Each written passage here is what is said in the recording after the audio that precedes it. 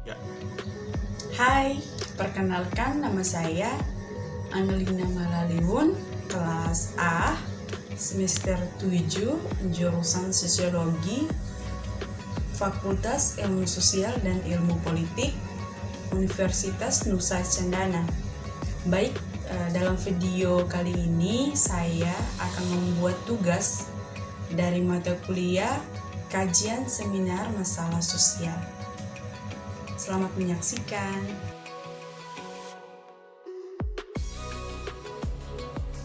Media digital dan agama di masa pandemi. Media digital menawarkan peluang baru bagi agama, khususnya masa pandemi COVID-19 ini. Akankah internet menjadi ruang hidup baru bagi agama di masa normal baru? Kemunculan COVID-19 menjadikan semua orang, termasuk agama, terkejut dan tidak siap. Ada sejumlah rumah ibadah, khususnya gereja, yang lebih siap untuk ibadah daring. Namun, secara mental tetap terkejut karena mereka belum terbiasa dengan pelayanan daring. Gereja Katolik awalnya tetap melakukan ibadah dengan protokol kesehatan dan mengubah kebiasaan tertentu, misalnya menghilangkan jabat tangan.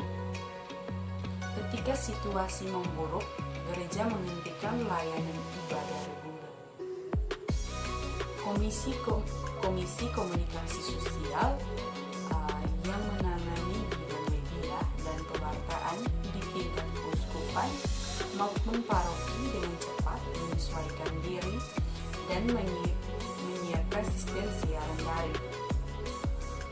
Para uskup memimpin misa tanpa jemaat dan menyiarkan melalui platform YouTube sehingga berkembang seluruh misa di Gereja Santo di YouTube. COVID-19 memaksa agama-agama melakukan cara-cara yang baru dan kreatif. Going digital dan membuat instansi agama dan media berbasis agama akhirnya bangkit dari tidur yang panjang. Penggunaan media daring dalam liturgi dan non-liturgi pun meningkat tajam.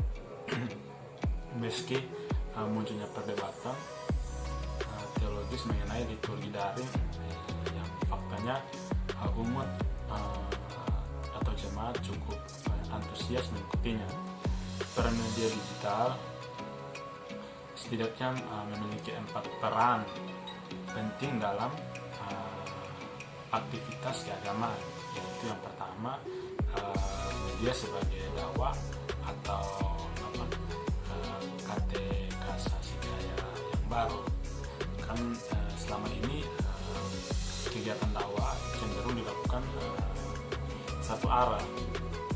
Peran media digital makin membuka sebagai media pengencaran dengan modal gaya dan cara baru yang lebih interaktif dan tidak menggurui. Terus yang kedua itu sebagai ruang untuk membangun relasi dan interaksi sesama umat dan maksudnya sesama umat dan antar umat pula. Interaksi ini cukup mampu membangun komunitas secara virtual yang bersifat lintas batas. Media digital itu mampu menjadi ruang untuk membangun interaksi dan relasi yang egaliter, santai, tanpa sikap birokrasi gitu. Dari sini diharapkan muncul sikap inklusif dan toleran. Serta yang ketiga itu sebagai tempat bertemunya wacana atau ideologi yang berbeda. Media digital itu juga merupakan ruang yang terbuka sehingga siapapun bisa menyampaikan sikap, ide maupun pandangannya begitu. Misalnya yang sering muncul terkait perdebatan antara kaum tradisional dan kaum liberal, antara mereka yang ingin menjaga kemurnian melawan mereka yang menekankan aspek toleransi dan kemanusiaan. Jadi fenomena itu real, terjadi di masing-masing agama. Pertemuan atau gesekan antar mereka itu kadang-kala mewarnai kegaduhan dalam media sosial. Mereka yang berpandangan sama saling berkumpul dan mendukung, lalu bersama-sama menyerang pihak lain. Jika berlangsung secara sehat, pertentangan itu bisa berakhir dengan kompromi dan saling memahami. Namun jika yang terjadi sebaliknya, pertentangan semacam itu bisa berakhir dengan konflik dan perpecahan gitu. Serta yang keempat itu mendukung keterbukaan dan akuntabilitas lembaga agama. Itu adalah fakta bahwa munculnya beberapa kasus penyelewengan atau bahkan kriminalitas terjadi di lingkungan lembaga. Terus ini apa lagi? Di lingkungan gereja Katolik misalnya, baru-baru ini kan muncul kasus kekerasan seksual yang terjadi di lingkungan gereja di era internet ini. Kasus seperti itu tak lagi bisa ditutupi, maksudnya ditutupi lagi. Sekali kasus itu muncul di media sosial, akan makin membesar dan menjadi perhatian publik. Jadi lembaga agama itu dituntut lebih akuntabel dan mengupayakan penyelesaian kasus-kasus yang penyelewengan secara terbatas. Masa normal baru bagaimana habitus penggunaan internet dalam aktivitas keagamaan buat kedepannya. Di masa normal baru, internet menjadi bagian yang signifikan dari cara beragama dan menggereja. Situasi ke depan menuntut interaksi dan keterlibatan yang makin erat antara kegiatan daring dan luring. Komunitas gereja tidak bisa lagi dipisahkan dengan interaksi daring. Sebaliknya, interaksi daring tidak bisa berdiri sendiri. Liturgi daring menjadi pengembangan dan pengayaan dari liturgi daring. Melihat sejumlah fakta di atas, ada agenda yang perlu dicermati oleh lembaga agama. Yang pertama itu, internet atau media digital bukanlah musuh, namun justru menjadi tempat bagi umat beragama hidup dan ada di sana. Lembaga agama perlu membuka diri dan ikut hadir untuk mengalami dan menerangi ruang siber dalam rangka kebutuhan dan pengembangan umat. Lembaga agama juga perlu belajar lebih memahami pengelolaan internet dan media sosial sehingga mampu memanfaatkannya secara maksimal. Kedua, yaitu membangun relasi yang cair. Di era 90-an, Islamet mampu mempertemukan dan menjaring umat lintas batas geografis atau parokial. Pendekatan ini juga perlu menjadi perhatian lembaga agama untuk membangun komunitas digital berbasis agama yang hidup dan sehat. Yang ketiga, yaitu lembaga agama perlu mengantisipasi potensi perpecahan dalam konteks internal maupun umat maupun antar umat. Pemimpin agama perlu hadir dan menyapa warga untuk berdiskusi, mengarahkan dan mengingatkan jika ada yang keluar jalur atau memancing perpecahan.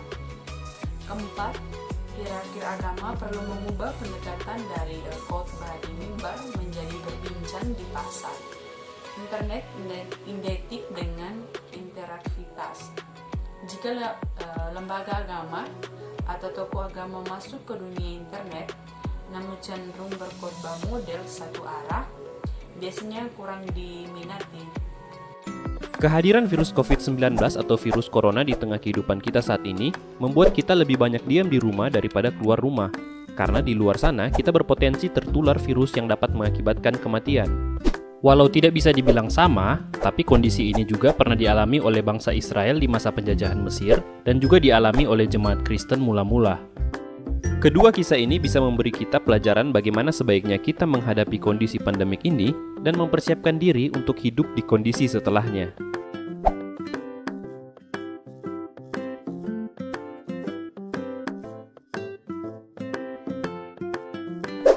Di masa bangsa Israel dijajah oleh Mesir, Allah bermaksud membawa bangsa Israel keluar dari tanah Mesir ke tanah perjanjian dengan cara memberi 10 tulah kepada bangsa Mesir. Pada tulah ke-10 di mana semua anak sulung di tanah Mesir akan mati, melalui Musa, Allah menyuruh setiap keluarga bangsa Israel untuk menyembelih korban domba dan darahnya dibubuhkan ke pintu rumah mereka, sebagai tanda bahwa itu adalah rumah orang Israel dan tidak akan ada kematian anak sulung di rumah mereka. Mereka juga disuruh untuk tetap di rumah, jangan keluar sepanjang malam, dan harus makan daging dan roti tidak beragi di rumah. Bangsa Israel pun dengan tenang mengikuti perintah Allah, dan akhirnya mereka selamat dan keluar dari tanah Mesir. Bangsa Israel pada saat itu dan kita pada saat ini mengalami hal yang hampir sama, di mana harus tetap stay di rumah. Bedanya, bangsa Israel menuruti perintah Allah dengan tenang, sedangkan kebanyakan kita saat ini menghadapinya dengan perasaan khawatir dan takut. Khawatir itu manusiawi, tapi ketika berlebihan, membuat kita melakukan hal-hal yang tak perlu, seperti panik buying, termakan isu-isu hoaks, dan akhirnya membuat kamu memusuhi pasien corona. Bahkan sampai kamu menyalahkan orang-orang dan pemerintah, yang pada akhirnya tindakan-tindakan kamu ini hanya akan membuat kesehatan kamu sendiri memburuk.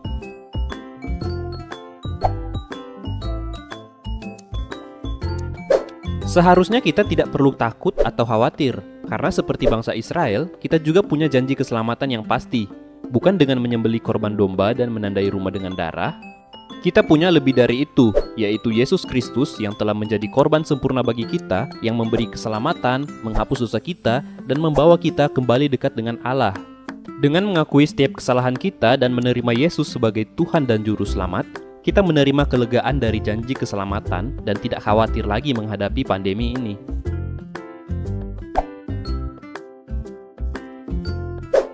Ketika kita sudah tidak khawatir lagi karena ada janji keselamatan dari Yesus, jangan juga kita jadi gegabah dan berani keluar rumah karena yakin akan dilindungi Yesus. Tidak lagi khawatir bukan berarti kamu bebas berkeliaran di luar rumah. Kita bisa mencontoh kehidupan jemaat mula-mula. Mereka sama seperti kita, sudah menerima Yesus sebagai Tuhan dan Juru Selamat. Tapi bukan berarti mereka bebas keluar rumah dan berteriak, "Kami orang Kristen." Mereka tahu bahwa kondisi saat itu sangat sulit bagi mereka. Mereka dikucilkan bahkan diburu untuk dibunuh. Makanya mereka berhikmat untuk tetap di rumah.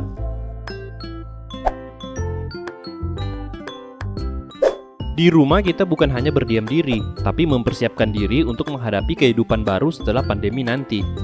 Seperti bangsa Israel yang makan daging dan roti tidak beragi untuk mempersiapkan diri berjalan menuju tanah Kanaan keesokan harinya. Dan juga bagaimana jemaat mula-mula yang beribadah di rumah-rumah untuk mempersiapkan membangun komunitas gereja yang akhirnya berkembang sampai sekarang. Salah satu cara sederhana dan paling mendasar dalam mempersiapkan dirimu menuju kehidupan yang baru nanti adalah dengan membangun relasi yang kuat kepada Tuhan dan sesama. Jemaat mula-mula sudah memperlihatkannya bagaimana mereka membangun relasi yang kuat dengan Tuhan lewat ibadah bersama orang terdekat dengan mereka di rumah.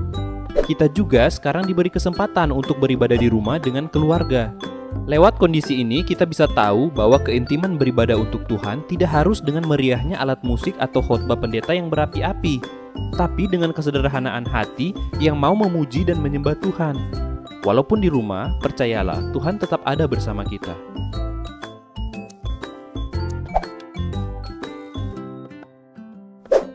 Jemaat mula-mula juga mengajarkan kita untuk membantu sesama kita lewat kepunyaan kita, karena di kondisi sulit seperti ini, kepunyaanmu adalah kepunyaan bersama.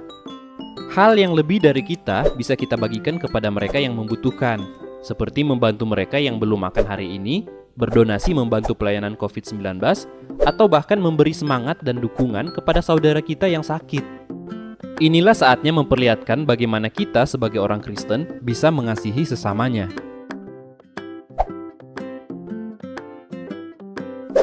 Buat kamu tenaga kesehatan yang berjuang menyembuhkan orang-orang, tetaplah bersyukur karena kamu punya kesempatan melayani secara langsung.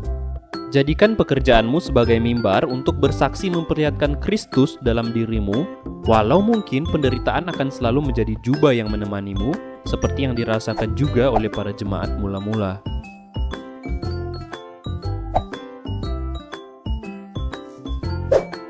Dan buat kamu yang mungkin sekarang terbaring sakit, ingatlah akan janji penyertaan Tuhan. Tuhan akan tetap berkuasa atas kehidupan kita saat ini dan seterusnya. Yakinlah, Yesus adalah pribadi yang tidak akan pernah meninggalkanmu. Semoga cepat sembuh.